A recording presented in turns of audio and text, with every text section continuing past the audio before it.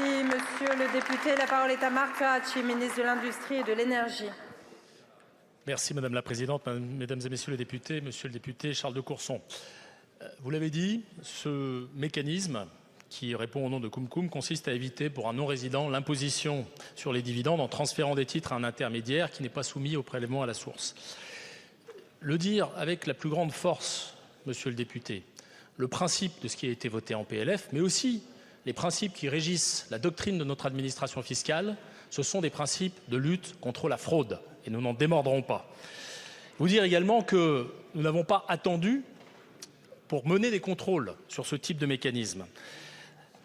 En respectant le secret fiscal auquel je suis tenu, vous dire que les premiers contrôles ont débuté sur ce mécanisme en 2017 et ont porté sur des opérations de prêt-emprunt de titres réalisées en 2014 et 2015. Ça ne date pas d'hier.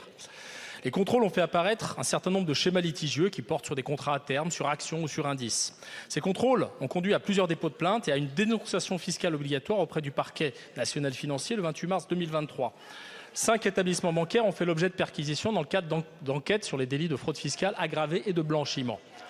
Enfin, vous dire que, s'agissant du commentaire administratif que vous avez évoqué, ce commentaire administratif, il s'inscrit dans l'expression légitime, habituelle de l'administration fiscale.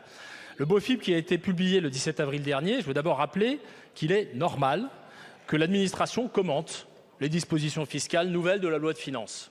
C'est l'expression de cette doctrine. Quant aux précisions qui font aujourd'hui polémique et que vous avez mentionnées, elles avaient déjà été portées par le gouvernement lors des débats au Sénat. Alors nous aurions pu ne pas les réitérer,